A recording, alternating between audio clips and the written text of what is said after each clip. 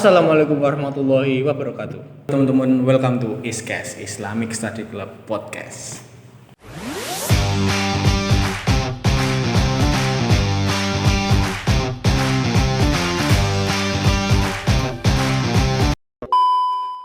Perkenalkan, nama saya Muhammad Nur Tatabil Haq, biasa dipanggil Abi. Saya menjabat sebagai ketua bidang dakwah di Islamic Study Club. Nah, sebelum kita masuk ke pembahasan, izin dulu ya Mas ya, saya mau menjelaskan sedikit latar belakang tentang terbentuknya ISCAS. Nah, ISCAS ini merupakan suatu program kerja di bidang dakwah sebagai bentuk aktualisasi dakwah di media sosial. Ya. Bukannya kita lihat itu di YouTube sudah ada video-video itu gimana Mas? Nah, dari periode sebelumnya pun sebenarnya udah buat, tapi di sini kita lebih mempercantik, lebih memperbaiki lagi lah istilahnya, agar dapat menarik perhatian lebih banyak orang lagi. Nah, dan saya di sini nggak sendiri tentunya, saya ditemani Mas Bilal dari bidang pendidikan Islamic Study Club. Ya, perkenalkan nama saya Muhammad Bilal Prasetyo, saya dari bidang pendidikan, menjabat sebagai ketua bidang pendidikan. Nah, katanya nih, saya dengar-dengar nih bidang pendidikan ada julukan. Ya. Kayaknya menarik ya. Apa julukan kalau Ya. gitu? Jadi kalau julukan kami di bidang pendidikan itu namanya Renaissance. Renaissance. Nah, Renaissance ini apa? Subjek atau semacam apa? Ya, jadi secara singkat Mas. Ya. Renaissance itu sebetulnya suatu masa. Ya, Jadi suatu masa kembalinya ilmu pengetahuan itu kepada induknya. Oke. Nah, jadi dulu itu kalau kita lihat sejarahnya misalnya, itu filsafat, ilmu pengetahuan dan lain-lain itu kan puncak. Ya. Nah, ketika itu di daerah yang lain, karena semakin puncak kan kadang ada turunnya. Ya. Nah, ketika turun itu terjadilah kemerosotan moral, kemerosotan dari sisi ekonomi, politik, filsafat, ilmu pengetahuan yang lain. Nah, ketika itu ada seseorang yang ingin menggagas, satu kelompok ingin menggagas kehidupan baru. Nah, kemudian terciptalah masa Renaissance ini karena gagasan itu kemudian direspon oleh para filsuf, para ahli ekonomi, ahli politik, kemudian berkumpul di satu wilayah. Waktu itu Prancis, yang menjadikan Prancis itu terkenal gara-gara masa Renaissance itu tadi. Ya. Ya, kebetulan sekali. Ini tema dari kes kita kali ini tuh Islam moderat. Nah, yang saya tahu Islam moderat ini kayak Islam yang simple, agama yang simple, agama yang santai gitu, fleksibel. Nah, menurut sampean pribadi gimana? Jadi kalau misalnya Islam moderat itu kan ya kita tahu lah Islam sebagai agama Islam, agama yang memberikan keselamatan. Kalau moderat itu kan sesuatu yang nggak kanan nggak kiri, seimbang di tengah. Nah, jadi Islam moderat itu adalah Islam yang bergerak di tengah-tengah, tidak kaku dan juga tidak lembek istilahnya. Nah, jadi Islam moderat itu ya Islam yang santai, Islam dengan kelembutan, Islam dengan kasih sayang, yang bersumber pada apa? Bersumber pada Al-Quran, As-Sunnah, kemudian dalil-dalil yang kemudian disepakati oleh para ulama yang telah dikaji. Nah, itu secara singkat lah Islam moderat. Nah, kalau kita melihat ke zaman dahulu kan ada kelompok. Kelompok itu namanya kalau nggak salah Khawarij. Dan kalau kita lihat di buku sejarah, kan radikal itu gimana ya? Ada suatu kelompok Khawarij itu kan. Nah, itu kan termasuk radikal. Ini menurut saya. Nah, menurut sampean itu gimana? Ya, jadi dulu itu kalau kita lihat dari sejarah sejarah Islam, terutama dalam bidang akidah, itu sering kali mengutip atau mencantumkan nama Khawarij. Nah, siapakah Khawarij ini? Jadi kalau kita lihat secara sejarah ya, Khawarij itu terbentuk ketika Ali bin Abi Thalib itu menjabat menjadi khalifah, menggantikan Utsman. Nah, ketika itu muncullah problem karena ingin mengungkap siapa pembunuh dari Utsman. Nah, terjadilah cekcok dari mulai perang sampai kepada perang yang menjadikan hal ini sebagai ikonik. Itu adalah perang Siffin.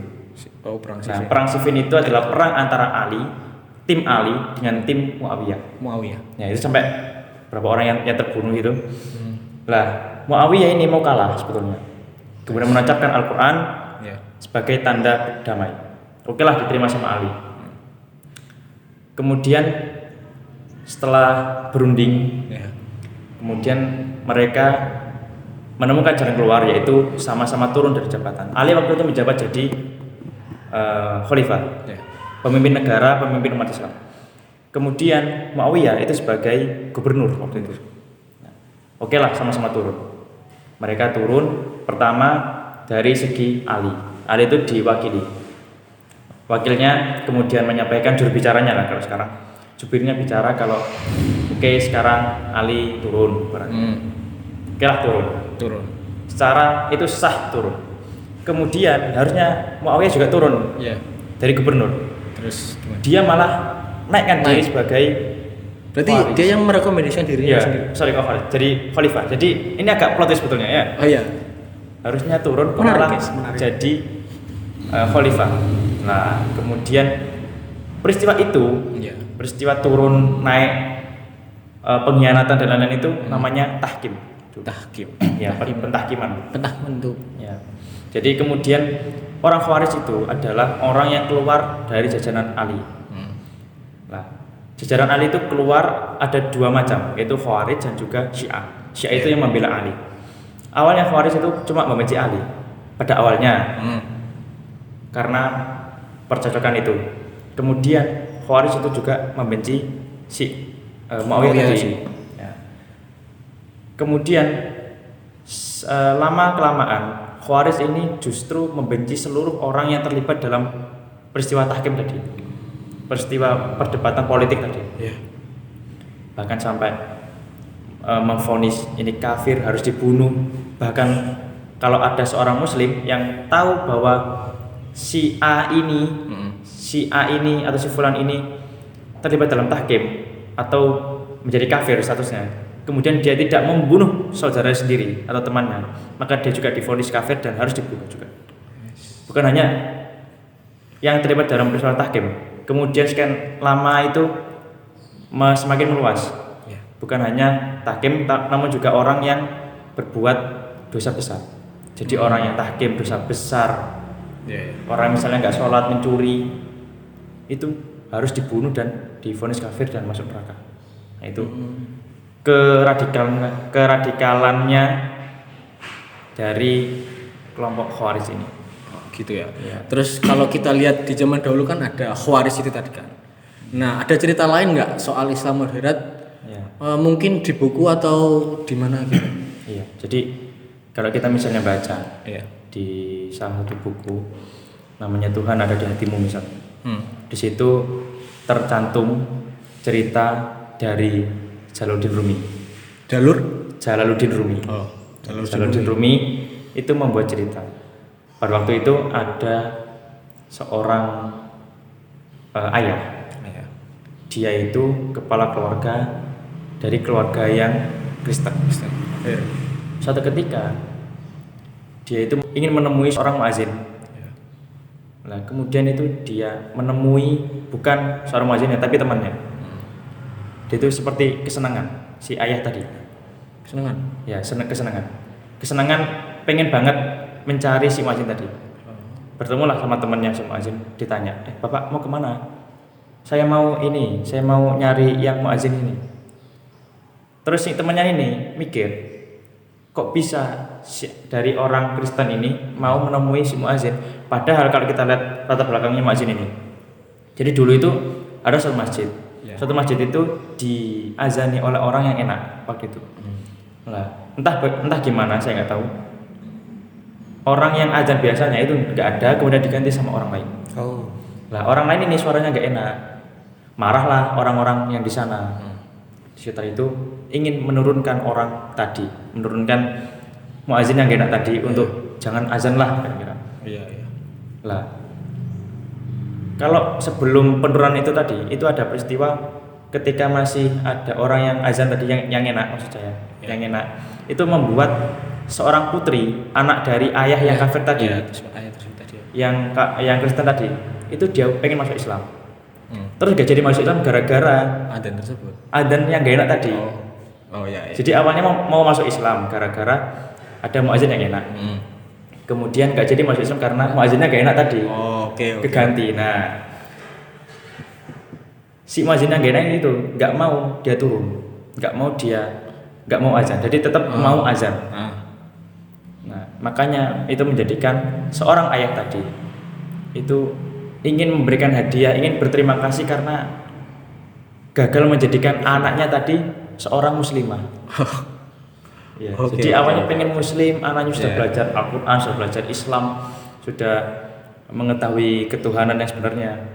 Gara-gara hanya masalah azan yang gak enak tadi itu menggagalkan iman seseorang. Bisa ya? Ya, itu tapi ini valid apa enggak ini saya nggak tahu karena di buku tersebut juga dicantumkan ketidakvalidan si cerita ini. Apakah Jalaluddin Rumi itu memang pernah menemui atau pernah mengalami ataukah ini hanya cerita fiksi? Namun kita bisa ambil hikmah. Hikmah, ibrah, pelajaran bahwa kalimat thayyibah yang di dalam azan itu kan kalimat yang baik. Tentu. Nah, kalimat yang baik tentu kita harus melantunkannya, menyampaikannya dengan cara yang baik, dengan cara yang enak. Harusnya azan itu memanggil orang, bukan malah mengusir orang. Harusnya menarik orang, tapi karena cara kita menariknya salah, bisa jadi tali itu terputus, bahkan orang itu bisa terpental jauh.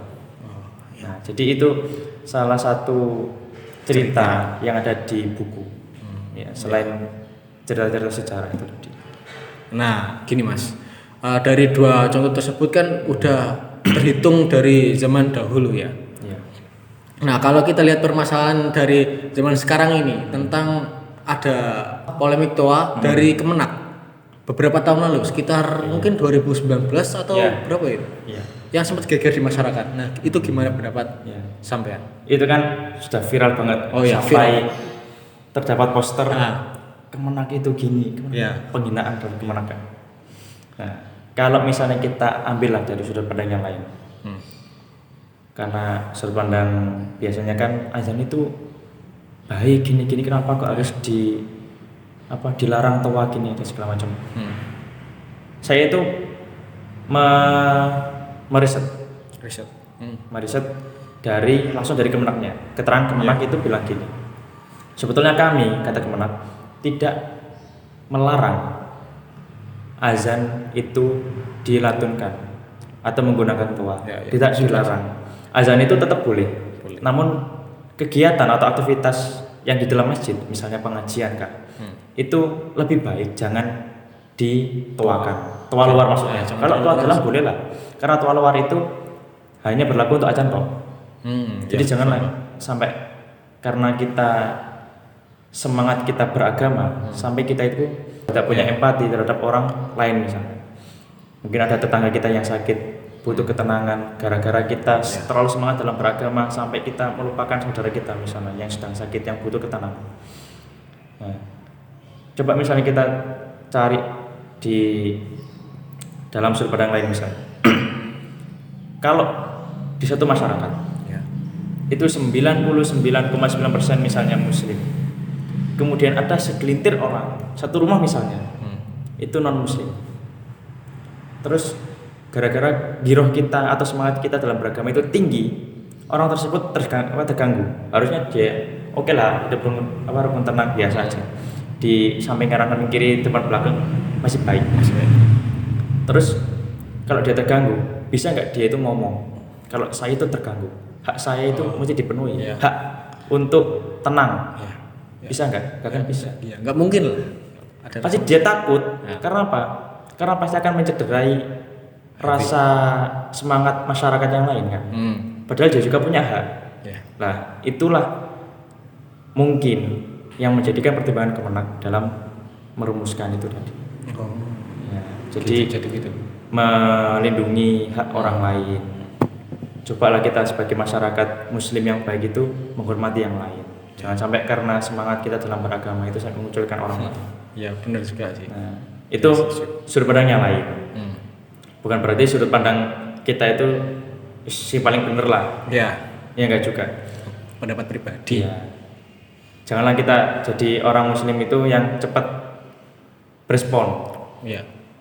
Respon dalam kebaikan oke, tapi respon dalam mencaci misalnya tidak berdiskusi dengan kemenak, langsung mencaci, bikin poster, bikin pamflet apa segala macam untuk menghina, merendahkan marwah kemenak yang selama ini juga ya sedikit banyak ada kontribusi lah dalam umat Islam, misalnya haji, zakat dan lain-lain. Terus kita caci maki, sebetulnya itu bukan karakter seorang muslim yang baik menurut saya. Ya.